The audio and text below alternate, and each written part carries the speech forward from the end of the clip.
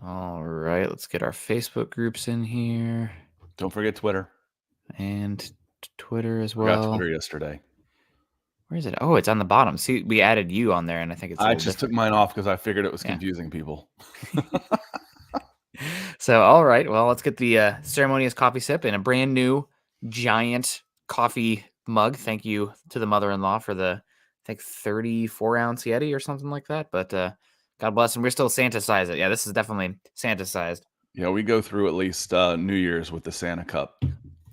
Okay. Well, I mean, I think you get like a 2-week air bar, 3 weeks before, 2 weeks after on Christmas. So all good. And welcome in, everybody. Welcome in. It is the 27th of December. Goodness, we're all flying through this year, almost here. And we got some breaking news, not breaking news, I guess, anymore, but some big news to talk about now.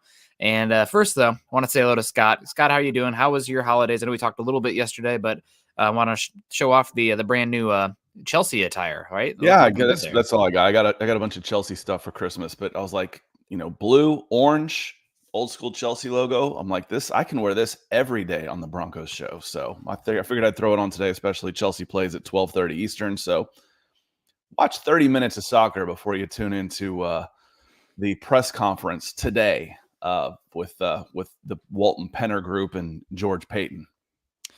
Yeah, it will be an interesting one. I'm curious to see what the tone will be. It's been all positivity when we've heard from them so far, announcing new members of the ownership group, the Russell Wilson contract, et cetera, et cetera. But this is going to be a different tone one, and we'll get into that a little bit. But first, let's say hello to some people in here. We got Ted coming in. I don't recognize this name, Ted Wunderlich. We know Ted. Ted's an old head around here. Ted is okay. This one doesn't sound familiar to me for the morning show, but either way, Ted, we appreciate you saying this is best for the long term rather than a prolonged flash of fraudulent good that convinces the power that it can run it back again, wasting 2 to 3 years instead of just one like we did with Vic and VJ. Yeah, Ted, I think if it's the wrong guy, it's the wrong guy. It definitely stinks, though. This is what the Broncos will have a 6 different head coach in 10 years, which is a really bad indictment on the state of the franchise. And personally, I think the biggest issue on this team has not been solved, but the thing that they can most easily change has been corrected. So we'll see how it plays out for the next one. It's the next folks coming in here. Speaking about folks coming in, Ethan, good afternoon, Gents of Broncos Country. Good to see you. Bama X, good morning, Broncos Country. Jetty said he set his alarm for this one. Well, hopefully we can keep you awake here. We got Colin saying, considering how many of these podcasts I watch, I still don't feel like I know what the truth is about this team. Depends on who you ask, right? But what do you think about this? I don't know about the truth about this team. Do we know about the truth about this team? They're bad. I think that's the one. Yeah, we don't know everything, but I always trust what I see. Not what I'm told. The going back down to Ted had a funny comment here in a little bit. Did you hire Hackett just to lure Aaron Rodgers? And Peyton finally cracks and says, yes, I did. Going back to the old A Few Good Men scene. Where he breaks them. So it's like, there's folks that'll defend whatever they hear coming out of Dove Valley. I'm not one of those people that tends to believe what I hear coming out of sources. Just remember this, consider the source and always ask yourself, what does that person have to gain by telling you? So you cross-reference those type of things. You're like, if they're saying, if I hear something coming from here and I hear the same thing coming from the other side, I'm like, okay, that's probably true. But the everything points to that Hackett was brought in to be a package deal with Rodgers. And I don't care what I hear out of Dove Valley. I'm not going to believe otherwise. I'm going to hear that. I got to hear that from somewhere else. I got to hear that from the Green Bay side of things. I would need to hear that. So yes, I believe not solely because Hackett had a decent resume. He was a head coaching candidate coming in. But one of the reasons you chose the Packers guy who didn't call plays and had a Hall of Fame quarterback was to help get that Hall of Fame quarterback. And you will not convince me otherwise. Yeah. I mean, y'all won't. Coming out of Denver, you won't. No, that's been refuted by the guy who got spurned and made a bad hire. Oh, well, then it must be true. Yeah, and what are they supposed to say, right? Russell Wilson's still under contract. He's here. Saying anything to the contrary would be a massive failure and indictment. Russ was our second choice, and it's just not working out. Come on. They're never going to say that, ever. No, we're not. I mean, we are going to say hello to Clinton Watson coming in, $10, saying, I know it's not for everyone, but at least the Nuggets are looking great. Here's to a better 23. Love y'all.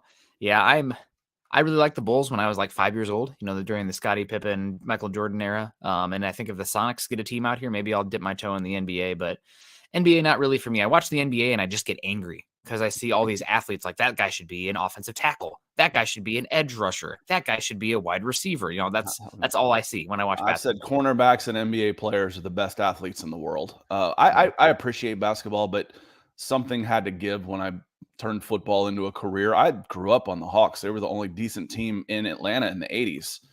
Yeah. I loved the NBA in the 80s and 90s. And then my life changed. I got older and the game changed a little bit. I remember 98, there was a lockout, an owner's lockout. And I was pissed that these billionaires would lock out the players. And I was like, that's it. I'm taking 98 off. And then that in tune turned with the Atlanta Hawks being the worst team in the 2000s. I think literally they had the worst record. So it was easy for me. And then I moved and career changes, and I'm not 15 years old watching Dominique Wilkins dunk on everybody anymore. So I just haven't watched the NBA in years and years and years. God, decades for me. And it says all of a sudden now I have one bar, so hopefully I'm sticking with you guys here. We got Addison coming in saying not defending Hackett, but now, in my opinion, the biggest problem on the team is Wilson. I think he's an egomaniac. He seems like he is a finger pointer. I don't know if Wilson is a finger pointer, so much as if anybody's pointing the finger at him, it couldn't possibly be me. There must be somebody standing behind my shoulder here. Nobody's pointing the finger at me. I'm not the issue here. We got to work harder, and I don't think he's pointing at elsewhere, so to speak. Yeah, he's not a me guy. He did say, in the negative says, I've got to be better. That starts with me. He said that one time after throwing 3 interceptions, and then it immediately turned to we. So, I mean, it is very cliched. He's always talking about the team. He's always praising his other teammates. So the biggest problem on the team, I think, is, and for me, it's not even so much an egomaniac. He almost seems a little insecure. I mean, honestly, watching him up there, he's super. He almost sounds super nervous, like jittery when he's talking these days. If he's off script, he would. There were more ums and ahs and I don't know that I ever heard in this last press conference after hearing 3. The biggest problem right now, I agree, is Russell Wilson and his contract. If he's playing better, the contract doesn't become as big of a problem. If he's not, you're in trouble.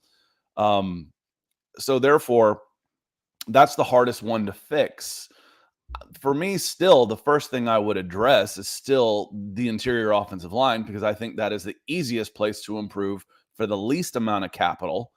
And then let's see. That should be easily addressed, because for me, right now, the biggest problem on this team is still the OL. But I think you can fix that. I really do. And then let's see if it's all Russ, if it was all Hackett. It wasn't all anybody. There wasn't one switch we're going to flip where this thing's going to be turned around. There's percentages, and we talked about that, Nick, a couple of weeks ago. What percentage do you place the blame across these 5 different categories? Well, one of those has been changed, Nick. Yeah. Absolutely. And the other news here, talking about the offensive line, we have Butch Barry being fired or leave of duties after 1 year. And I think we can pull back this Band-Aid. We've hinted at it a bit, but from sources, and I'll even say from some players that I've spoken to, Butch Barry was not very well liked in that room, and he's gone. Sometimes, that's not the worst to be not liked. He's paid there to be the coach, not their friend. But just incompetent, not liked, did not listen to him. Just a lot of the guys had issues with him in that locker room. He's gone. And also Dwyane Stukes has been relieved of his duties. Broncos, according to Football Outsiders, have the number 32nd ranked special teams this year. Brandon McManus has been terrible. The kicking has been bad. The returning has been bad. The punt coverage and kick coverage units have been bad. So he's been fired as well. So multiple fires here. I guess the one thing I have a surprise here is that Justin Outen is still here. I mean, we've always said, Hackett's been relieved of a lot of duties. What did even Outen do from the beginning? And we have Michael coming in. Justin Outen needs to be the next coach gone. He will be. I'm not sure why they kept him compared to some other guys, but he's still here. And we have Jerry Rosburg taking over as the interim head coach. Who? Jerry Rosburg, 40-year coaching experience in the NFL, many years with the Ravens. I think it was 12 years with the Ravens as their special teams coordinator. He was brought in to be the clock manager, essentially, when Hackett had those duties pulled from him. And it was Rosburg was offered the position after Ejiro Evero turned it down. Yeah, that was a little strange. Wanted to say thanks to Dave. Dave said his stars Yeah. weren't working, and he came in and made the effort to come in and contribute on YouTube. That's going the extra mile, Dave, and we certainly appreciate you for it. And then Mark Schrader coming in with some stars. He says good morning as well, with some big stars over on Facebook. So good morning, Mark. Appreciate you being here too. Lots of changes, and again, it is a results-based business, and how many of those guys were, it's not nepotism, cronyism hires, that I'm really surprised at Alton, except they don't really know what he does. So why do we get rid of him? He makes the we don't best know. We got to figure out what he does before we can fire him. Yeah. So it's, I think someone in here asked earlier, says, why the fire sale so early? And part of it is here it is. It was, I'm going to butcher this one. Mosilak. I don't know. Mosilak. Why the fire sale so early? Part of it lets you start reaching out to other candidates early. Part of it is to let those candidates start looking at other places as well. Now they're on the free agent market. We weren't going to keep you. Let's do this. And part of it was they were just embarrassed on national TV, and again, and needed a response for y'all. Part of it was for you as well. 20,000 no-shows in the last home game. That's what I mentioned to me was the biggest story. Forget the score. The biggest story, and you can just go ahead and write this. These guys are gone when you got 20,000 no-shows. Then you go and you take a vacation in LA, and some of them don't come back. So that's why. It's to help move on. And frankly, you're only 10 days away now, 13 days away from all of this that was about to happen anyway. It just accelerated the timeline. I tweeted before. I sent out just a couple of messages. I'm like, this guy's been fired. You can't make a decision based on a 4-10 Rams game, a Chiefs team that may or may not be playing for anything, and an Arizona Cardinals game. You're not making your decision based on the results of those games. That would be insanity. Oh, maybe he does this. He gets to save his job. No, you've already made a decision. The decision was made. He was fired 4 weeks ago. You could see it in his face, his demeanor, everything changed. Christmas Day accelerated the timeline. That's what happened this weekend. Yeah, I think it wasn't just for the fans too. It was for that locker room. For everybody. That's what I mean for Broncos country, including the players. Yep. Mm-hmm. But we saw them. This was a game where it looked like the defense actually, honest to God, quit, giving their tackling and run fits. That's a lot of that is heart. And also, the offensive line, not helping Russ up, fighting on the sideline. Randy Gregory. I mean, this was the one that looked not only embarrassing on the scoreboard, but like embarrassing in behavior and action. And it sucks because, there are guys out there busting their ass, but on national television, we got slimed. Not the good kind of slimed either. Let's say hello to some more people coming in here. Quick, Kevin, Nick, since you mentioned for the players, then we'll say hello to Kevin. Well, hello, Kevin. How are you this morning? Glad you're in here. But you mentioned the players. Bryce sent this to me this morning. Thank you, Bryce. It was, I'll read it out loud, but this random EW person, I don't know who it was, says, "Are you on a team that wouldn't hit in the preseason, just had coach fired and have no hope of the future because of a quarterback trade?" Shh. Kareem Jackson says, "Yep," with a big smiley face. So whichever one of those you feel like is the most damaging, as far as what he was kind of laughing at the most, you could put that on the quarterback, but it was all just kind of a S show, dumpster fire, whatever you want to say. And Kareem Jackson, who's got about 10 days left of being a Denver Bronco, maybe as an NFL football player, took his shot. And seemed to be having a little more fun with it. Yeah, he was tweeting through some stuff yesterday, but it is what it is, I guess. We also have Kevin coming in. Morning, guys.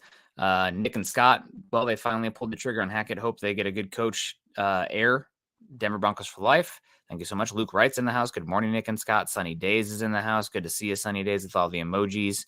Appreciate you coming in here. Rob Bucksbaum saying good morning, Nick and Deacon Scott. Thoughts on bringing an offensive coach instead of a defensive one so the scheme changes less? I think there was some hope that Ejiro Evero was going to stick around as the defensive coordinator. You pay him handsomely and he has a good thing going here. He could build his resume, assuming he doesn't get a head coaching gig. But him turning down the interim head coaching position to me says that he doesn't want to be back. And I think partially is because, you did my boy wrong. Nathaniel Hackett and Ejiro Evero are, this isn't hyperbole, like best friends. They were best men at each other's wedding. And also, I think it's partially not wanting to tie yourself to what this offense is down the stretch here. So I'm not sure if it might be inevitable that the defensive scheme changes. Would it be great to keep Evero and whatnot? Yes, but scheme is important on defense, but it's not as important as the players. So just start to prepare yourself for the change there. I'm going to give y'all a preview. I've already seen this press conference. They recorded it yesterday in front of a live studio audience. I'm going to give you a preview. We're going to go for the best man for the job. We're going to conduct an exhaustive search and do what's best for Broncos country and get you back to where you think we should be, why we invested in this team with such a great history. Offense, defense, new coach, old coach. We're going to try and get the best man. That we promise you. There you go. Go ahead and watch that. I just saved you a couple hours, at least 30 minutes this afternoon. Yeah, there'll be a few not details. Say anything. You're not going to learn anything. I think we'll get a few details on like the power structure. You can read some in between the lines. We're looking. Yeah. I caught that one yesterday. Penner saying, "I'm leading this." Yep. Okay. Yep. Okay. That's something. Yeah. That's a nugget in there for sure. But as far as candidates and stuff, it's going to be an exhaustive search, and we're going to look for the best man for the job. Jetty Splash asks, do our late round picks move up as our win-loss record deteriorates? Yes, they do. The problem is, Broncos country, you only have 3 of your own picks. So you've got the 3rd round at 67. You've got the 4th round at 106, and you've got the 5th round at 138 right now. Those are your picks. The good news is your other 3rd round comes from Indianapolis, and they're a dumpster fire too. Yeah. So that one will be a high 3rd round pick. So you'll end up with 2 high 3rd round picks. So the other 2 picks that you have right now are coming from Minnesota and San Francisco in the 1st round. And by God, the San Francisco at 26 looks like it could be a 30, 31, or 32 right now, the way they're playing. So it will be tough. And Nick, real quick, one of our great community members, Greg Smith, has come in. Says Bronco country is not trying to be a downer this morning. We know, Greg, and we love you, but I need your prayers more than ever. My mom received her wings yesterday. Rest in heaven, Mom. I'll be setting up a GoFundMe to cover her services. If any is willing to help, it would be greatly appreciated. Greg, tag me and Nick on Twitter. I'm at Scout Kennedy, or at least on Facebook or somewhere, and see if we can't help get the word out. And, not that this isn't for us. This is more people. It'd be easier for everybody else to find you if they're connected to us too. So sorry your holiday has gone that way, Greg. We're thinking about you for sure. Yeah, that's a big bummer. Really sorry to hear that, Greg.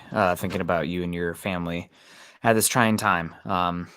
You're a real one in here, and we always appreciate you coming in and supporting us and just being a part of the community. And community's part of you as well. So yeah, hit us up. All right. Well, that really puts things in perspective here. That's talking head coaching thing. We'll probably talk another one here in the future if Russell Wilson doesn't get it figured out. So is what it is. But Greg, really, really sorry to hear that. No easy way to make a transition from that. Let's say hello to Coach Chris coming in.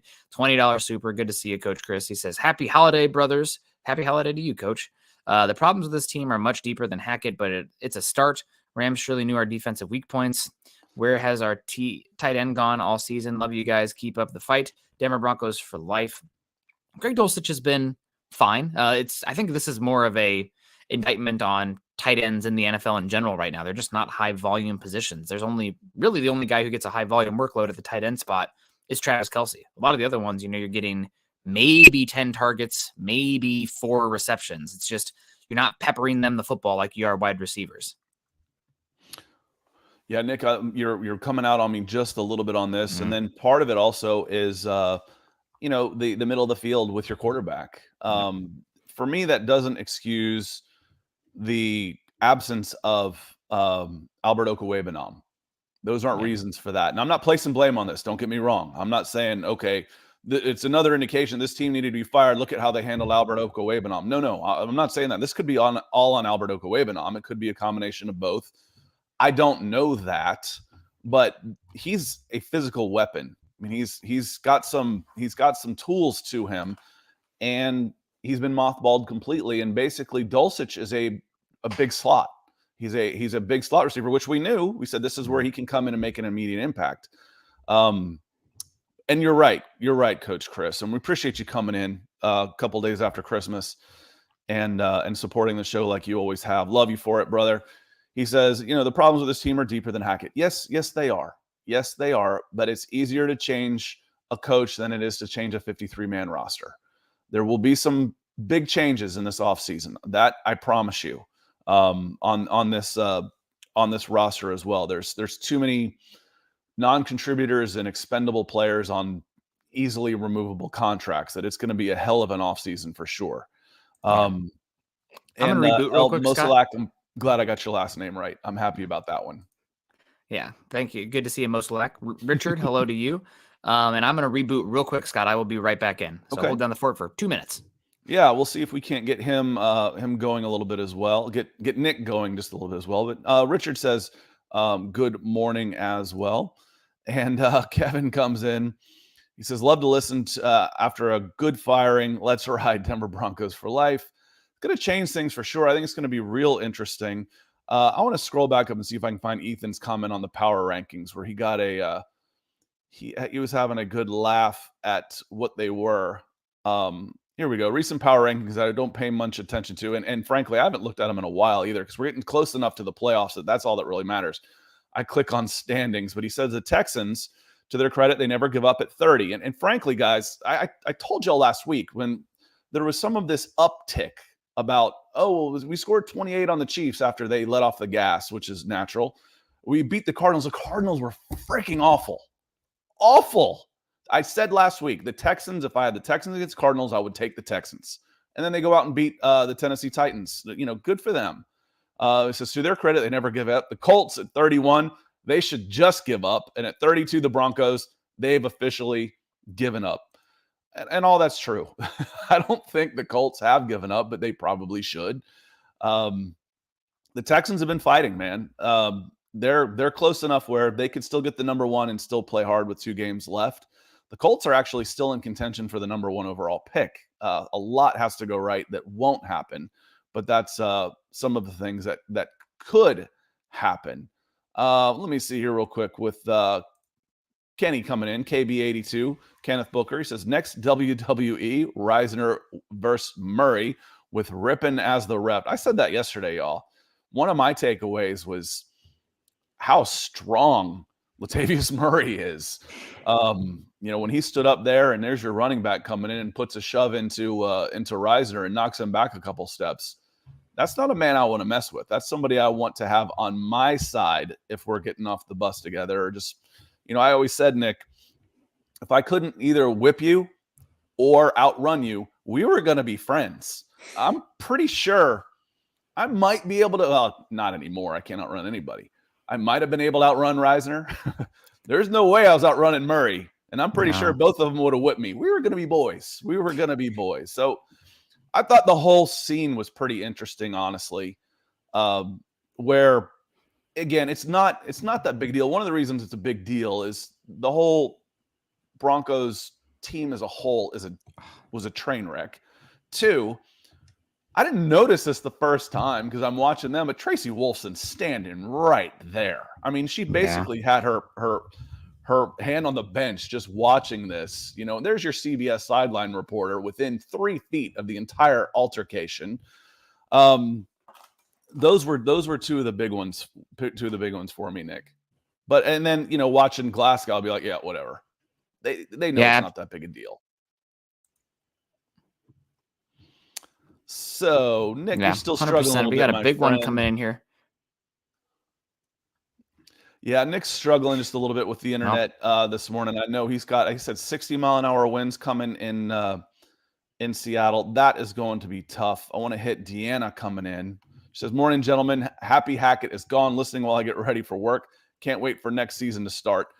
Deanna, you've been adamant about this change. I think, Ethan over the summer had a fund for trying to get one of the free agents. I don't remember what it was, but it would hashtag them, get funds for Rodgers. I can't remember who it was, Ethan. You'll have to remind me. But Deanna has been very consistent that this guy cannot be back. And maybe that was your Christmas present. It'll be very interesting to see who they get. I'm not buying the nobody wants this Broncos job. My hiney. they're going to drop $50 million on the next contract minimum. And the new coach will have some runway. Why would they do that to Nathaniel Hackett? Because Nathaniel Hackett got turned into a meme of his incompetency. Now, you come in, you say, listen, this is how it's going to be. I'm going to be in charge. And they're going to say, yes, you are. And Russell Wilson, no guarantees. Okay. And they'll take the job and they'll have a longer runway. One of the reasons why this team is out so quickly is because they all came in talking Super Bowl or bust.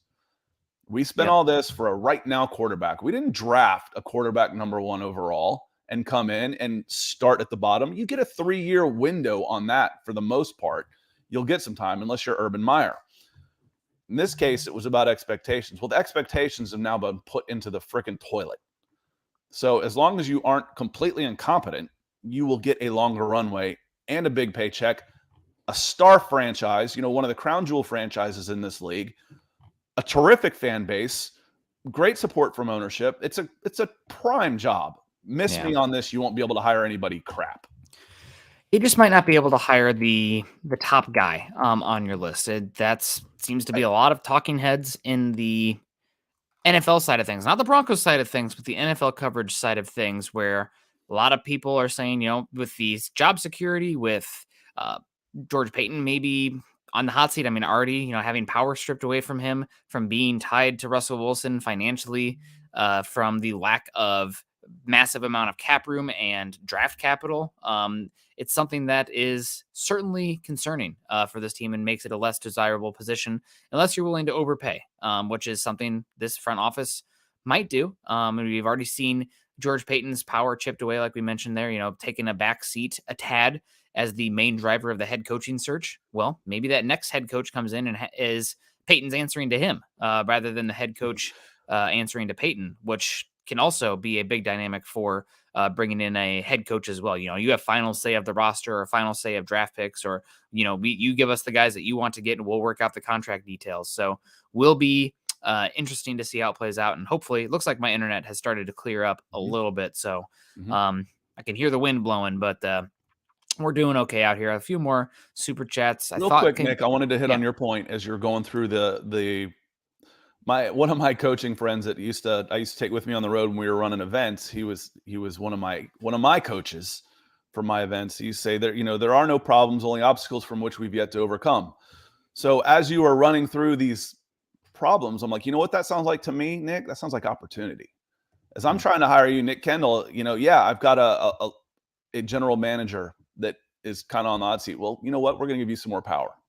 We'll give you a little extra money to kick in. Who do you want to come in? We're going to let you bring in your special assistant to come in and help with personnel matters. That sounds like an opportunity in order to sweeten the pot and make the deal more attractive to me. So again, and you'll have a longer runway. That's the key. You fired this last guy after 10 months. Nick, was anybody surprised? They shouldn't be. Okay, so what's the problem? The problem is with that one. Yeah. I'm not talking about, well, you didn't give this guy a chance. That's not the problem. The problem is like, someone coming in, first off, the contracts are guaranteed. Second off, nobody was surprised that Nathaniel Hackett was fired based on what they saw out of Nathaniel Hackett. Yeah. No, nor should they be. But is what it is. And we're going to find out just how desirable this position is. Obviously, it doesn't sound like, I think we can put all the Sean Payton discussion to bed. It does not sound like he has any interest in coming to Denver. So go to Bet Online or whoever it is and made him the favorite and hedge that thing. Short it.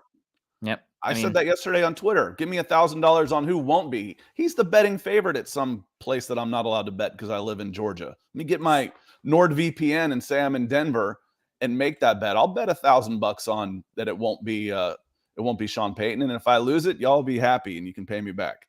Yeah, we'll get into some of the names here. But first we want to say hello to Chris Meek coming in $5 saying Evero was completely sane when he told them, hell no. I've done my part leading this defense. Defense has started to regress some. I think they're giving up 33 points a game over the last 3 games. Again, we're not going to make the entire season on it, but they've fallen to more of a B-level defense this season rather than an A that they were looking like at the beginning of the season. He has mostly done his part, but I also think it's important to contextualize that the defense has regressed some, and that's the reality of it. I mean, they're lacking health. They're lacking. I mean, we looked at this last game. The edge rushers were atrocious against the run. The linebackers struggled, and Deshaun Williams was systematically targeted in the run game in this one, and he was blindsided to the bench a few times on some of those plays. So they've had their lumps, not as much as the offensive side, but I don't blame Evero also. I think that part of it is also the It's relationship with Evero. Nathaniel Hackett. Ejiro Evero. Evero. Well, Ejiro Evero. It flows God bless him. nicely. It does. Yeah. Let's Evero. It's my comment on the defense, and that is one is that 33 points a game. Some of that directly hangs on the offense with turnovers, and two, I'm surprised it took this long, Nick. I'm surprised they were as stout as long as they were for as long, as good as they were for as long as they were, based on all of the problems they've had, from injuries to a complete non-existent offense that's constantly putting them in bad situations. I am not surprised one bit that the defense isn't playing as well this late in the season. I'm surprised it didn't happen earlier. Yeah. We'll see how these next two games go against arguably two of the best 5 quarterbacks in football. Maybe the Chargers won't be playing for very much that last game, but it might be a ghost town in there in Mile High's stadium with the Broncos being as poor as they are. But we'll see. Michaela Israel, good morning, Broncos country. Good to see you, Michaela. We got Ryan Slavic in the house saying good morning, Broncos country. Got rid of 3 horrible coaches, and I'm sure more is to come after the season. I do believe we're getting Quinn. Just have a gut feeling IDK. I don't know how I feel about Dan Quinn. I think he's and you would probably know as well as anybody, Scott, covering the Falcons there for a while. I think he's a fine person and a good leader, but I don't think that he comes off as enough of a and this is just me from the outside. So again, you can correct me on this. I'll take your word for it. He comes across a little bit more direct and firm, but maybe buddy with the players, the backwards hat hanging out with the guys kind of thing, where I am kind of more concerned about somebody coming in and trying to put the genie back in the bottle that is the power dynamics with Russell Wilson. I don't know if Dan Quinn is that kind of coach. Now, we don't need a complete jerkwad coming in here, but I think you need somebody who is going to sit down, and when Russell Wilson says, this is what I want to do, and the coach believes it's directly in conflict with what the team needs to do to succeed, tell him no. We're not doing that. We want your input, and we'll take everything under advisement. But we're going to do what we think is best, and you're the player, so you're going to do what we say, running the scheme. All right, if we've got a scale of complete jerkwad, I think that was the technical phrase. That's an industry term that that Nick coined right there for insiders, a little inside baseball there. From that to I'm buddy, and we've got that scale. We had Fangio on one side and Hackett on the other. Quinn comes somewhere between those two, but he definitely leans more towards the Hackett side of things. His players will play for him. No, that's one of the big things is they love him, and he's had success. He was let down by some of his. If he had promoted from within off of that 2016 team, if you look at that 2016 coaching staff, 3 or 4 of those guys are head coaches now. I mean, it's Mike McDaniels, it's Shanahan. It's both LaFleur's. I mean, it was a star-studded cast, and he was also let down by his general manager. I could go into all kinds of stuff. Quinn wasn't perfect, don't get me wrong. But when I'm laying blame on how did this happen, it goes back to 2011 and Thomas Dimitroff for me, and his complete ignoring the offensive lines and the defense. And it kind of all blew up at one time. Dan Quinn, I think, would come in and you'd get a bounce. You'd get a bounce. My question is on this, then does he choose his own defensive coordinator? He would interview Evero. Because Evero turned down the interim head coach job, he's still under contract with the Denver Broncos. So the Broncos hold his rights. Now, if he doesn't want to be there, they'd probably release him. And if the new guy didn't want him, they would definitely release him. But that wouldn't be a bad way to go if he would still want to stay in Denver. There's no saying he would want to, though. But you could do worse than Dan Quinn, that's for sure. Yeah. Phil McLaughlin says, morning, Nick and Deacon Scott. Wow, twice this year I catch Broncos for breakfast live. Hard to believe once again we're having a head coaching search. Any other ideas than Sean Payton? And Phil, thank you for coming in. We've run through a few of them already. I know the Philadelphia offensive coordinator, that becomes a real interesting thought to me as well. Sean Steichman, Jalen Hurts was it? I just watching. I used the Denver Broncos as an example, and Josh McDaniels. When I see an offensive coordinator come from a Hall of Fame quarterback, those guys struggle. Let alone an offensive coordinator with a Hall of Fame quarterback that's not calling plays. Eric Bieniemy to me is Nathaniel Hackett. He's not calling plays, and he's got Patrick Mahomes. Is this some genius? Talk to me about Byron Leftwich. I mean, I know he had Tom Brady, but he's had success with the quarterbacks that he has had. Let's talk to me about Byron Leftwich and what he's been able to accomplish in Tampa Bay with a regressing Tom Brady or so. But I'd be more interested in someone like him and Steichman with Jalen Hurts. You've seen some development there. You've seen the schemes. Who's coming under Mike McDaniels right now? We've seen, who would be the number 2 in Miami. I'd be interested there. But Nick would know the names a little bit better than me, but those are some of the ones just off the top of my head. D'Amico Ryans, defensive coordinator. Now they've got some boys on defense for sure, but D'Amico is I've known him more as a player, a cerebral player with athletic ability that made him a terrific NFL guy, and he's having a lot of success, and the players seem to love him in the NFL. That becomes an interesting guy. Yeah. Offense, defense, retread, new guy. We're going to go get the best guy for the Denver Broncos. That's what you're going to hear today. You're going to hear that, but then you're going to hear the media side of things more directly connected to the Broncos talk about how the last 3 head coaches without former head coaching experience means that the Broncos are going to go the other way, which I think is a big mistake. Obviously, if you think that the experience and how the coach talks about their experience is a benefit to them and how they can improve as a head coach the second time around, that's fine. But you go around the league, I mean, go through the teams in the playoffs right now. There's more first-time head coaches in there than not, but there's no predictive value at all. First-time head coach, second-time head coach, doesn't matter. The offensive, defensive, doesn't matter. Really what matters is if you have the quarterback, unless your name is Kyle Shanahan, but he has D'Amico Ryans. Yeah. So D'Amico Ryans would be way up there for me. He might even be, I'd say he's my number 2 candidate this cycle. My number 1 would be Jim Harbaugh, just because everywhere he's gone, he's won, and he's established a physical, no nonsense culture on both sides of the ball. I mean, the classic tale of a Jim Harbaugh team is they're going to beat the absolute piss out of you. Another technical term there, but in both the offensive and the defensive fronts. God, how great would that be? That kind of team here. He's done that in Stanford. He did that in San Francisco. He's done it now in Michigan. I mean, Michigan turned Stanford into some bullies. Yeah, and I mean, you were getting offensive linemen out of Stanford for a while in the draft. Yeah. And what he did with Michigan's obviously no recruiting slouch, but they're behind the recruiting in terms of Ohio State. And what have they done these last 2 years? They've beaten the absolute hell out of them in the trenches on both sides of the ball. They said, okay, you can throw it around the yard and do all these things. We get to play you in November. And what we're going to do is see football, eat football to the opposing team. And they've done that 2 times in a row. I would kill for that kind of identity and look on this Broncos team. A few other names just to toss out. Jared Mayo, the Broncos interviewed him last time around. He was incredible. He's been really good, kind of a business side of things for the Patriots. I like what they do defensive scheme wise. You have Ben Johnson, who's done an incredible job with the Lions offense out there. You have Leslie Frazier, who's done some good stuff with the Buffalo Bills defense, although they've started to regress in the post Von Miller trade. And another name here is a former retread that would be interest of me somewhat. Jim Caldwell has had some benefits. I know that Peyton Manning has the ear of the Penners. Maybe he'd give a thumbs up to Jim Caldwell, who also did some good things in the Colts. And final one, I'm sorry, the one that I think some people are saying Dan Quinn in here.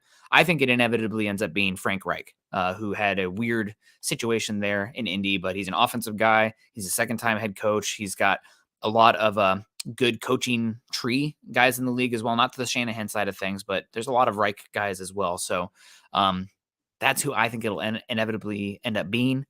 I don't know if he's the kind of strong voice in the room that can kind of, tell Wilson, this is how we're doing things. That's part of the negotiations when you come in.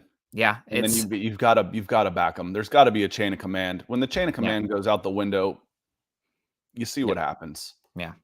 So those are some names that stick out in my mind. Shane Daniels knows all about the chain of command coming in. Thanks for being patient, Shane. He says, glad Hackett is out. I called it when he was hired that his buddy attitude was going to go nowhere. We need a father figure in the locker room. Dan Quinn can be that guy. Frank Reich can be that guy. Leslie Frazier, you mentioned. If you go a little younger, we talked about D'Amico Ryans. I'm not sure he's that guy, but he would be more of a big brother type. The big brother that everybody can still look up to and be afraid of. He fits that role. Real quick, thank you, Shane. It feels like it's been a minute. Hope you are doing well. Tyler comes in. So good morning, guys. Glad to move on. I'm from Hackett. Sad for him and his family, but that's the business. And then there's I think Colin, who, like he likes to do, has a snide comment about his family. Don't worry about the Hacketts. The Hacketts are getting millions and millions and millions. The ones you are worried about, and one of the reasons I stayed on the media side of things and didn't get into the football side of things, is because I didn't want to move every 2 years and not be set for life. Hackett's set for life. The minute you sign a head coaching contract as a Power 5 college football coach or an NFL guy, you've got life money for you and your descendants for years. But while you could be on $300,000 or $400,000 as an assistant, that's really, really good money. Don't get me wrong. That's not, I can not work again for the rest of my life. These guys are hustling. They've been here. They just moved here. You move your families here and you got to move again. The assistant coaches are the ones that, hey, think about them. Hackett's done. He can do whatever he wants to the rest of his life.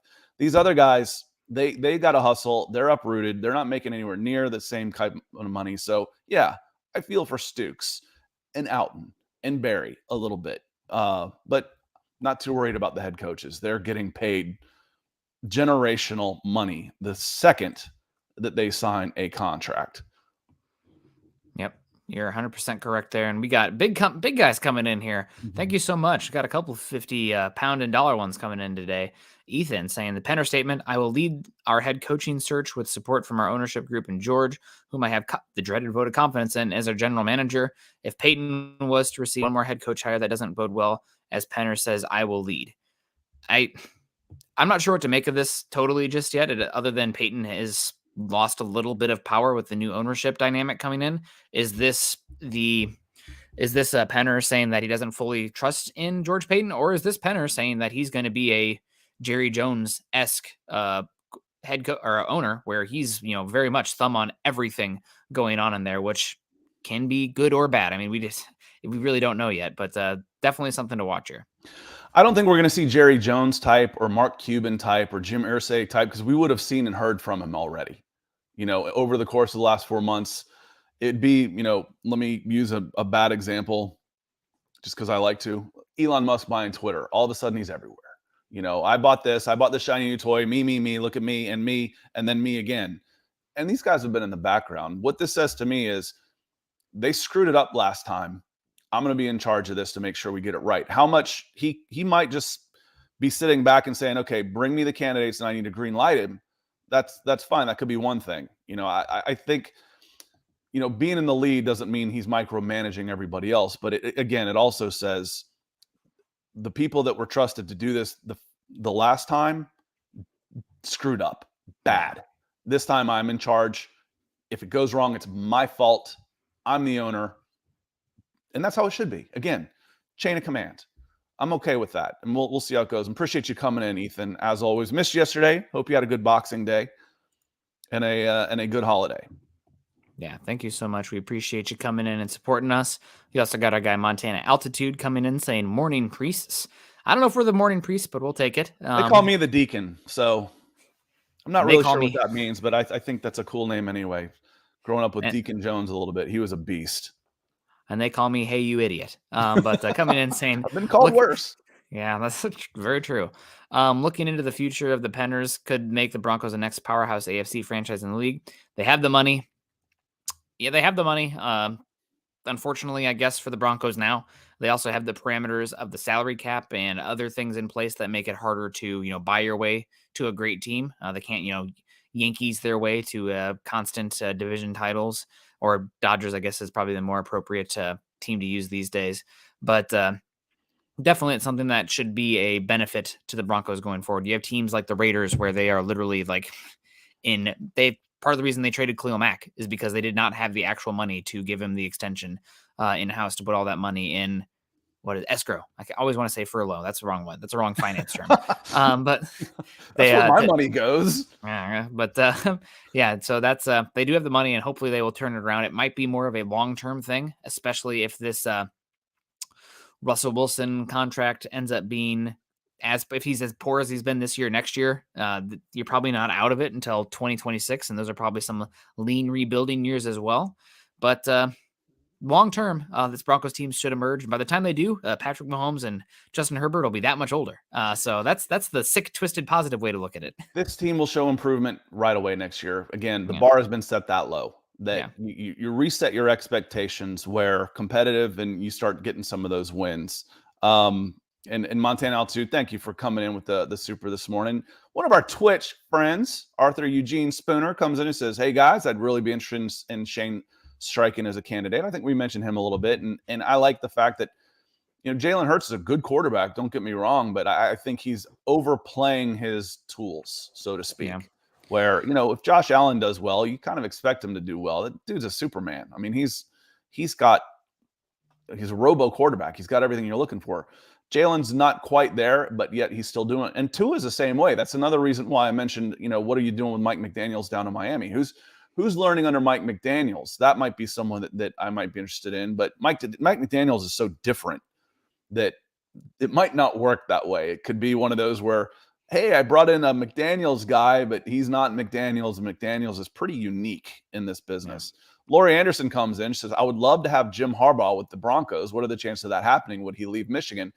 And I bring that one up, because I do like the question with Lori. But also right after that, JR says, Jim Harbaugh isn't going anywhere. He just signed an extension with Michigan.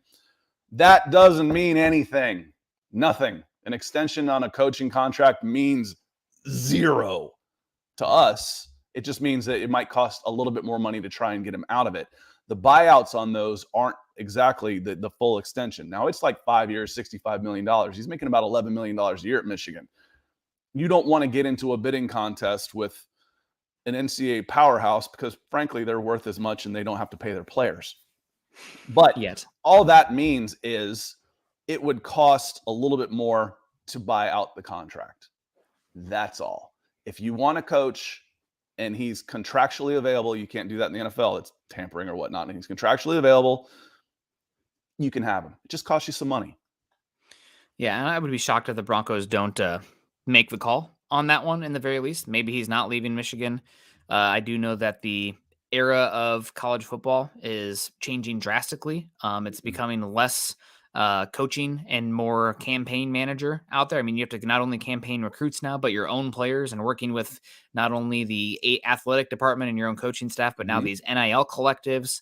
It's getting further and further from coaching and development, but more talent acquisition and reobtaining talent. So that's the question. Why would Jim Harbaugh leave Michigan? Because the NCAA coaching has become a pain. Now it's still a dream job. You go make $7-8 million a year as a head coach. Yes, please. But if I can do that in the NFL and just eat, breathe, and sleep football, that's what these guys dream for. I mean, that's what they live for is something like that. Plus, it's a new challenge, so we'll see. I'm not saying he is leaving, but why would he leave? Because the NCAA has become a real pain for college football coaches. And there's again, I mentioned the guys downstream, the ones actually doing all the recruiting. It's even worse, man. Yeah, it's even worse. It is pretty wild, and just some connections to Harbaugh here. There's a bunch of Stanford connections. I mean, Condoleezza Rice, I think she was even an honorary captain at a Michigan game. I know they have a relationship, and the Penners also Stanford graduates. So there's going to be interest there, and he could say, no, thank you. I have a good thing going at Michigan. But we'll see. We love you, Nick. Well, we love you too, Dom. We appreciate you. You ain't no idiot. Everybody's an idiot in some things, and it's the people who don't realize their idiocracy that are the biggest idiots of all. Don't call me an idiot. That makes me angry. Just say you're being an idiot. Oh yeah, that's true. You can say you're being an a-hole. Oh yeah, that's probably true. Doesn't make me one, so to speak. But as a great philosopher, Forrest Gump's mom just once said, stupid is as stupid does. Montana Altitude. I like Frank Reich for the short term. Allow time for the right long-term head coaching pick. Frank Reich's not that old. No. He's got to be in his 50s. And in this day and age, that's 20 years of coaching if he's successful. So he could be a long-term answer if it ends up being the right fit. Nick, I mean, it could be a short-term fix, but it could be a long-term answer too, right? Yeah. Yeah, it absolutely could. You go for that and you see how it works out. Again, the question is, do any of these head coaches want to be married to Russell Wilson? A lot of coaches only get one shot at the head coaching thing, and if you are coming in and you are married to Wilson. Forget So how old I'm getting. He's 61. okay. So I was thinking 55, 56, but he is a full decade older than I am. So he is 61. But short term in these days, at this day and age, is 2 years, 1 year. That's short term. 15 You're going to games. tell me I was going to get 5 successful years out of a coach? I'd hire him and then move on. I'd hire him. Absolutely. 5 years is a lifetime in this day, in the Twitter, TikTok, Snapchat cycle of life. Absolutely. Next one. Let's see what the algorithm says. We should just let the algorithm pick the next head coach. Is that what we're calling Russ now? Oh my God, that's a great nickname for him. God, let's ride. You heard it here first. I want a nickel every time someone says it. That isn't bad though, is it? No, that's not a bad one at all. However, I think at this point he would not be showing up on my screen. But keeping it going here, you talked about Josh Steichman and what he's done with Jalen Hurts. I agree with you that he being connected to Jalen Hurts is not like being connected to Tom Brady or Aaron Rodgers or Patrick Mahomes. But what I will say is the infrastructure around the quarterback in Philly is the best in the NFL, I think, by a large margin. Not only do you have the best offensive line in football, but you also have probably close to the best set of weapons, pass catchers. Dallas Goedert, AJ Brown has been playing as well almost as any wide receiver in the league. Definitely, if he's not in the first tier, he's probably right in the top of that second tier. I wouldn't put him on the Jefferson, Tyreek Hill. Oh gosh, who's the other one? A Devontae Adams tier, but like right next one, there's AJ Brown, and Devonta Smith has been great. And then of course, it just comes back to the offensive line with them. That's another thing that concerns me about Ben Johnson. Oh, that Lions offense is looking great. Well, you have 3 first-rounders out there that are all playing really great, and the Broncos team is far from that. Most teams in the NFL are not happy with their offensive line. I think if you could categorize it, there are like 5 teams that are happy with the offensive line, 15 teams that are distraught with their offensive line. And then you have about, would that leave 10 more teams that are okay with their unit? Broncos right now, we're in the, I think, top tier of the distraught.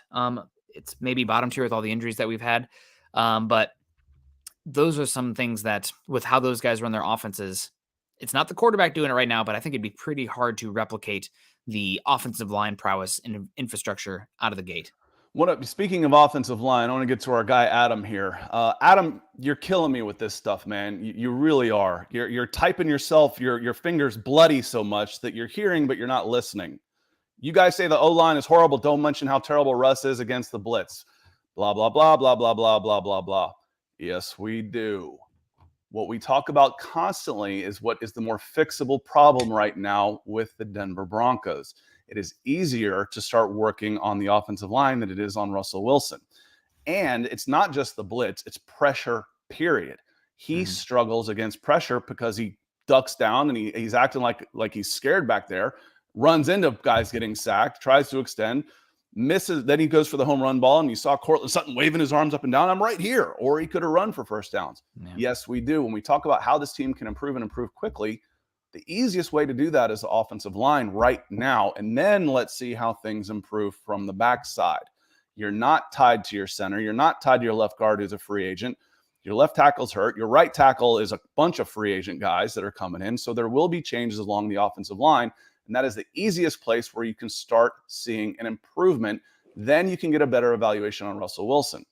We've talked about Russell Wilson. We've placed blame on percentages. So slow down with the finger typing and listen.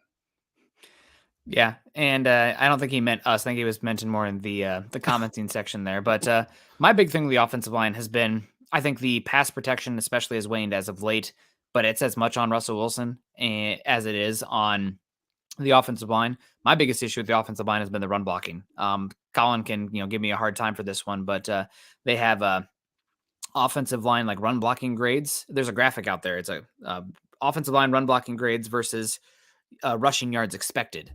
Row, a little bit of row in there, or rushing yards over expected. And the Broncos are bottom 5 in their run blocking this season.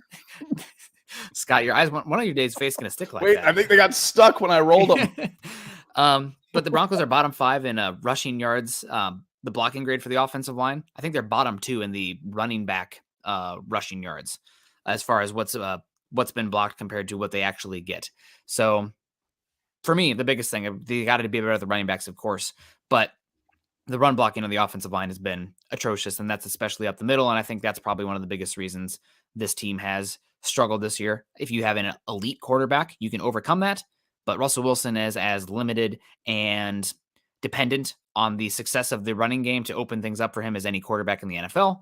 And when you're constantly forcing him to be in, 3rd and 7 pure drop back game, or playing the quick game rather than those deep shots, here we are. Looks horrible. Not looking horrible here. Cly, nice family coming in there. Cly, Kyle. Yes, Kyle coming in here. Heard the dog. Kyle with a C. I don't see many of those, but he says, cool. is Russ reading the blitz or center? Because every QB we've had lately seems like they can't read the blitz from Flacco to Locke to Russ. I mean, I think a lot of it is the rotating bodies on the offensive line this year makes it pretty hard to know whose assignment it is to get out there and, make if one guy drops, who's the next one. And teams are doing as good of a job with, here comes Scott's face again, simulated pressures, as we've seen for a bit. Fake blitzes. Yeah, fake blitzes out there. Or, different guys dropping, coming, et cetera, et cetera. Kind of, we saw the Dick LeBeau zone blitzes, but it's more man and rotated coverage in the back end. But I digress. I think a part of the big issue is the issues on the offensive line with the injuries, the chemistry there. And then also, how many times has this Broncos team actually gone up to the line of scrimmage and given themselves 10 to 15 seconds, to point out the mic? How many times have we seen Russell Wilson come out there and call the mic out? I feel like every single time they're getting up there, it's 3, 2, 1, and then like the panic hiking it. You don't have time to sort out the pressure. And don't forget, Dalton Reisner is looking over his shoulder. Yeah. Yeah, more so on the road than at home when it's loud. But yeah, I mean, they don't give themselves that wiggle room to get that. And also, I think that we were spoiled in Denver for a number of years with Peyton Manning and Russell Wilson. We would expect that, he's a 10-year vet. He's going to be able to come in and do some stuff pre-snap. I don't think he's been the most cerebral quarterback from the pre-snap side of things out there, being able to identify the mic and the blitz pressures. Well, and you just mentioned 3 of them. Did any one of the 3, did you start comparing to, these guys are professors of football, from Joe Flacco to Drew Lock to Russell Wilson? Is that what helped get them where they were? So I want to interrupt you just a little bit on this, Kyle, because it's not an either or on this. Typically, a quarterback will come up, and if he sees something, he'll call it out. Here, do this, and then it's up to the center to then adjust the protection. So the center will then call out adjustments as well for the blocking scheme. So it's like it's kind of like I'm good at like troubleshooting, but hey, I know there's something wrong with my transmission, but I don't know how to fix it. So I take it to the mechanic. So that's kind of what the quarterback does. And then it's also their job to know, okay, when I know he's coming here or here, what's my hot read? And that has been a colossal failure there is what's my hot read? What's my number one? I drop back 3 and throw it quickly because there's pressure coming. Of course, in 3 seconds, the defensive line has been in his lap because there's been hardly any resistance from your offensive line at all. But it is a combination, Kyle. So you recognize, and then the center adjusts the protection based on where the pressure is supposed to be coming from. And that's where Nick comes in with all the simulated pressure and fake blitzes, is showing pressure, getting them to adjust, and then it comes from somewhere else. So it's a team thing on the addressing. But I feel like the hot read, the slants, a quick stop, who's open, that seems like a real problem with this team. And you know how you get yourself, how you correct the issues with the blocking against exotic pass rush looks? You don't get yourself in 3rd and long. and that comes back to rushing the football and the unforced errors. If it's 3rd and 2, you're not seeing these weird fronts, these guys looping around in different pressures because they know that it's pretty easy to get there. Now, when it's 3rd and 8, 3rd and 12, you're going to see some crazy looks from the opposing defense with cover 1 on the back end where they don't have to worry as much about the run fits, so they can play a certain kind of guys. When you're 3rd and 2, the run fit still has to be in the back of your mind. And I think the Broncos probably this year, I don't have the data here in front of me, but given the amount of sacks and the unforced errors, they probably have the longest 3rd and yards to go average in the league. I think that's probably a pretty safe bet, if not the worst in the NFL, bottom 5. And that's just makes it that much harder on the offensive line because you're going to see a lot more exotic pressure packages up front that are mainly there just to create chaos and get after the quarterback. Jesse comes in with the corgi coming in green on the super. He says, Scott, how much can a coach really make a team better? If the players aren't great, it seems like they are the limiting factor. Well, it's always the weakest link in the chain type of thing, and Nick and I are both firm believers. And, it's not the X's and the O's, it's the Jimmys and the Joes, which means it's not the coaching so much as the players. But we also like to work under the assumption that the coaching you have, they're not completely incompetent, and that's an oversimplification. That's an exaggeration. But this staff showed a lack of competency early on. And I'm always reminded of don't get too excited about what you hear in preseason camp because it's all internal. I was like, oh, Russ looked great against our defense. Well, they were running a defense to make Russ look great, to get his confidence up. And they're throwing on air. They're throwing in shorts. I don't care. Let me see it first. Does it mean it doesn't mean anything in the preseason and camp how great someone looks? Spring warriors, spring superheroes.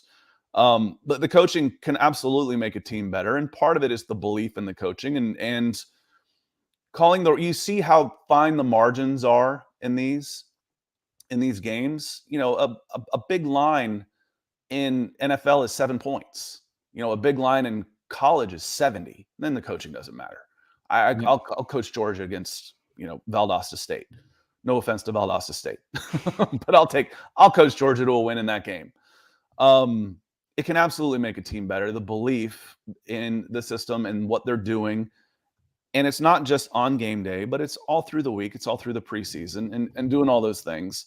So it can make a difference very quickly, especially when the bar has been set this low. You should see a bounce back immediately. Appreciate you coming in, Jess. Yeah, appreciate you. We coming in here. We also got Kyle coming back in. I almost said Cly again. Kyle with a C, saying this is probably the worst screen team in the NFL as well. Been bad since Peyton. Part of that is the lack of mobility on the offensive line. I've been a Cam Fleming apologist for being a swing tackle. I think he's probably been your best or second best offensive lineman this year, but a move player, he is not. Quinn Miners can move pretty well, but your center position can't move. I mean, God bless Glasgow, but not much moving from the center position, which makes the screen and the outside zone hard. Dalton Reisner moved okay his rookie year, but I feel like he's regressed in terms of his movement skills. And Calvin Anderson, not much of a mover in space either out there. Was getting some from Billy Turner, but not great. So you don't have a great movement on the offensive line. You don't have many guys that are creating yak opportunities here. I think the Broncos have the worst pass catching running back EPA in the entire NFL. They're just nothing after the catch out there for them. And a lot of it also is, everyone drank, but Russell Wilson, his timing and his placement on those quick games is horrible. There was a play in this last Rams game where it was a screen to Judy, and Judy pretty much had to dive at the turf to catch one that was just a little flip out. I mean, nothing about it was easy. I mean, making the easy hard. There was a game a few weeks ago where it was an easy slant. Cortland Sutton had 3 yards of separation, and he had to leave his feet and dive for a 5-yard slant. Those are the ones that you see like Jimmy G just pepper those constantly. Brock Purdy right now, pepper those, and it's easy yards. This team is horrible at those easy things this season because the quarterback has struggled with timing, placement, and vision in the quick pass game. And that's not new to Russell Wilson. It's just becoming exacerbated with the style of defenses the teams are playing these days, and also the lack of the run game in Denver as well. You have to lean on the quick pass game. You suck at the quick pass game. Here we are. You've got a bunch of them. One of them, as Nick said, real quickly, your offensive line has no mobility. I've got to be able to get my offensive lineman out in front. 3 count, go, in order to run a screen. But they make up for it by not being very good at the point of attack. So it's a bad combination on the offensive line. And then one of the things that Nick kind of hinted around, I'm just going to get straight at it, was with Russell Wilson. One of the ways you're letting those guys come through so you can throw in behind them. A lot of times that ball's getting batted down.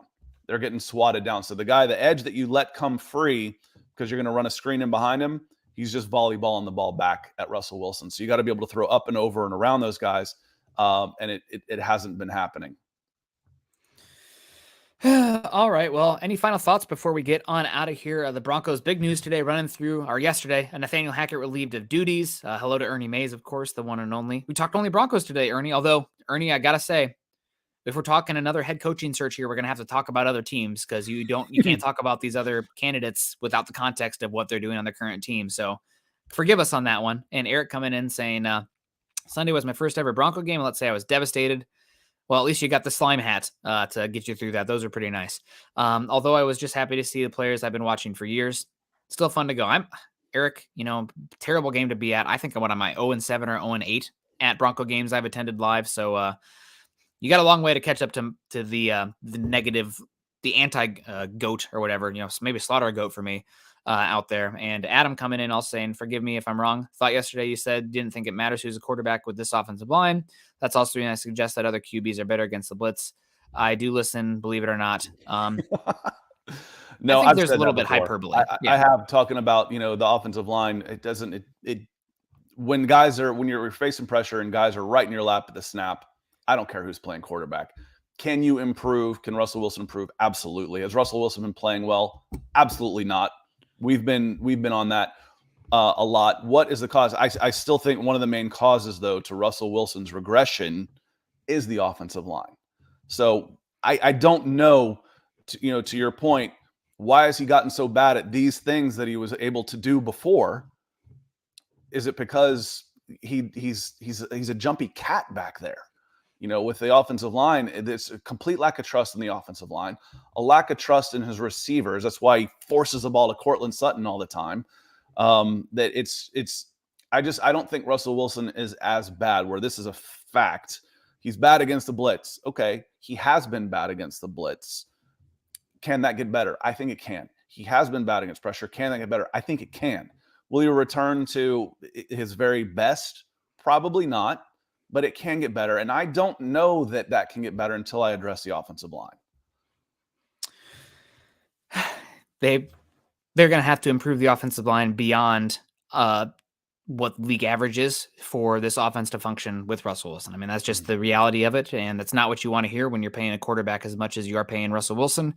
But with the struggles in the quick game and how dependent his style of football is on having a solid run presence behind him, that means you have to be that much better in the offensive line infrastructure. And that's just the reality we live in. One of the benefits about building the offensive line infrastructure around Wilson this offseason as being your primary goal as far as the team building is that, let's say Wilson is bad again next season and you move on from him with the massive dead cap hit spread out over 2024 and 2025.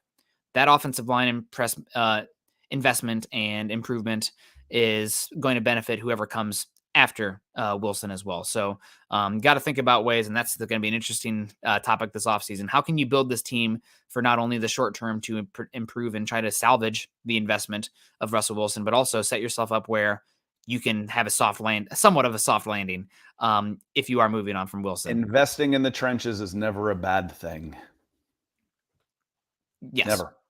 And again, on the interior line, it should be, and I'm going to get to Phil's on this. I'm just going to piggyback on this. The interior line is cheap. Relatively speaking, it's cheap. It takes some good scouting to do. I mentioned that the Falcons have a former Bronco who was playing at right tackle at left guard, Eli Wilkinson. He's been spectacular at left guard. Relatively speaking to who they had before, who was the worst offensive lineman in football, according to Pro Football Focus. Big improvement, $1.2 million on the free agent market. Good scouting job, good scheme, good coaching, better improvements from a guy that was a cast-off. Phil McLaughlin, he says, and thank you for the stars, Phil. He says, am I crazy in thinking no one on the OL is safe? When you're 4-11, no one's safe. Patrick Tan's safe. But Miners is probably the safest of the bunch, I would think. But Yeah. no, can he be moved around? Can someone bring in? You're bringing in a bunch of offensive linemen this offseason, I promise you. Bowles is coming off an injury, and you can save about $10 million by moving on from him if you decide to. More than that with a good trade, and you would find a trade suitor for him. Mm-hmm. Left guard, Reisner is a free agent. He might not even be a Denver Bronco for but another 10 days, 2 weeks. Center, come on. Right guard is Miners. Right tackle has been Cam Fleming and Billy Turner. Those guys are not Cam. I always want to say Yeah. Ian Fleming. It's Cam Fleming. You're right. Ian Fleming, 007. So no, there's one guy that you can pretty much write an at least semi-permanent marker on the offensive line for next year, and that's Quinn Miners. That's it. Yep, and looking at in pencil, but I think those two will be the only two starters of on week 1 next year. I agree. I think given where you're drafting in this class and the lack of offensive tackle talent with my first pass through, you'd be smart to sign a upper end swing tackle that can compete with a rookie offensive tackle investment early on. But I think you need to pay big. And it's relative, like you mentioned, Scott, but still pay big for the interior offensive line. Go out there and get the best guy you can. There's a few names that stick out to me. Nate Davis at Tennessee sticks out. Isaac Seumalo from Oregon State now at Philly stands out to me. Ethan Pokasic out there in Cleveland, been a good center for them. And Bradley Bozeman has been a really good center for the Browns as well. I think those are the names that really stick out to me. Each of their market values, according to SpotRack, is about $12 million per year for the interior offensive line, which is a lot, but that's just the data. I'm just reporting that. We'll see if they actually get that. But that would be my strategy. And we're getting a little long, Scott. So any final thoughts before we wrap on up? Obviously, again, the news. Hackett's out. We still have Butch Barry, offensive line coach, is out. We have Dwyane Stukes, special teams coach, out. I see that I wrote Butch Barry in there twice at YouTube and tried to correct it, and God bless, I can't do it. I can't get that right. I've been on a cold streak with some of those things out there. And you have Josh Rosburg coming in as the interim head coach after Ejiro Evero turns it down. So a lot of news, and we got a press conference today at 10 o'clock Mountain. 10 o'clock Mountain time. Yep. Yeah, because Chelsea's on at, I think, 9:30 Mountain time. Yep. So when you ask me what I'm doing, that's what I'm doing. I'm watching some Chelsea and then catching some press conference. I'd be hesitant to drop $12 million onto an interior lineman. Talking about those draft picks, you've got 20 right now as it stands. You got 26, 67, and 69. I want 2 of those 3 to be offensive linemen. Whether if it's not a right tackle, if I go a different way in the first round because I don't like the tackles there, that's okay. But I promise you, with 67 and 69, I can get guys that will improve this offensive line. Now you might not, but I promise you, if I look at 70 through 105 a year from now, there will be interior linemen in the NFL that are better than what you had this year.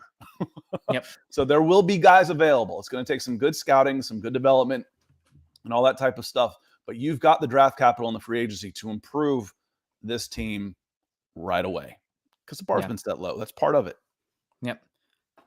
I probably would pay an offensive lineman big money on the interior just because I think for Denver's style of play right now, you can pretty much just transfer over the Graham Glasgow cap hit to a new interior offensive lineman. And that's just a accounting thing there. And the other thing is I'd be paying for certainty. And I think for Denver specifically, the offensive tackle, Glasgow, though? That's what scares me. Isn't that what you tried with Glasgow? I think a lot of these guys are more physically talented than Glasgow. So who screwed that up so bad? Was that an Elway thing? I mean, why was an Elway thing. A $15 million a year guard? Yeah, that was an Elway thing. That was an Elway season that was, we're going to do everything we can to prove that we were right about Drew Lock.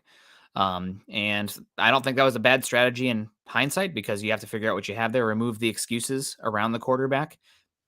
There's always going to be excuses. That's just the nature of the game. You don't have a perfect roster, but is what it is. But I probably would pay an interior offensive line just to have that certainty in there. And then it's that much easier when the draft comes to get that guy. But that's just me. That's the area that I actually think with how Russell Wilson plays, you should overpay compared to what the league averages because I think the interior offensive line is more valuable for you than what the league averages given the impact of the run game and the fact that Russell Wilson struggles with interior pressure. So Which that's we have just, seen. We've talked yep, about the right tackle hasn't been as big a problem as you might have expected this year, but the interior line is a yep, bigger problem than you ever would have thought it was gonna be this year. So, yep, yeah, yep. I can see that. We'll see who's available. We'll see, Yeah, when that's the big one. when free Yep. agency comes up, we'll see who's available. When the draft is up, we'll see who's available. I'll be going to Shrine Bowl and Senior Bowl, and I've seen a lot of good interior offensive linemen in the last 2 years at the Senior Bowl that could come in and help, right away, including Quinn Miners. Including Quinn Miners. Well, guys, we ran long. A lot of news today. Appreciate everyone coming in and supporting us. Hopefully, everybody's enjoying this weird week, the purgatory week that is between Christmas and New Year's. Getting real excited for all these big bowl games coming up as well. Hopefully, Scott and I have a chance to talk a little bit about that at some point, maybe tomorrow. Who knows? But appreciate you guys coming in. Continue to follow us on Twitter. Get at us on Twitter. Make sure you're following me at Nick Kendell MHH, and Scott is at Scout Kennedy. Also, Malcolm coming in. Hello from Homer, Alaska. Hope you're doing well out there in Homer. Follow us also on Twitter at BFB_pod and at Mile High Huddle. If you haven't done so yet, join our Facebook communities at facebook.com/Mile High Huddle and facebook.com/Mile High Huddle pod. And as the ticker says here underneath, please subscribe, like, and share. Shout out to Deanna Hendry, Ethan, our guy, DWI guys coming in, and Coach Chris and everybody else who supported us today. Mark, happy holidays to all you guys. Appreciate you. And also shout out to Greg Smith once again, thinking about you with the passing of your mother. Never easy, but make sure you hit us up and we can, put some eyeballs on any of that stuff for you. Appreciate you guys. Scott, Let me hit some names to say thank Yeah. you real quick. We're long. We might as well go a little longer. I've got the names, so we're not missing anybody on YouTube. Phil coming in on Facebook for sure. I might miss some Facebook folks, but I know Phil was there. Lawrence, appreciate you. But Dave Glassman putting in the extra work. Clinton Watson, Addison, Jetty Splash, Coach Chris Meek. Out of the funny comment, Evero was completely sane when he told them, "Hell no, I've done my part leading this defense." Kenny Booker, KB82, Deanna Hendry, of course, Shane Daniels, Ethan, the DWI guys, Montana Altitude, and Jesse Fraley on YouTube. Thank you so much, everybody. It means a lot. Yeah. God bless you guys. We appreciate you so much coming in. And I'll see you guys again tonight with Carl. At least that's my understanding. So I guess I probably better reach out to Carl. He's been dealing with I won't go anywhere. I'll make sure. Yeah. Make sure the lights are still working. But appreciate you guys. Make sure you're continuing to choose kindness and compassion. New era and Broncos once again. We'll see you later. Go Broncos.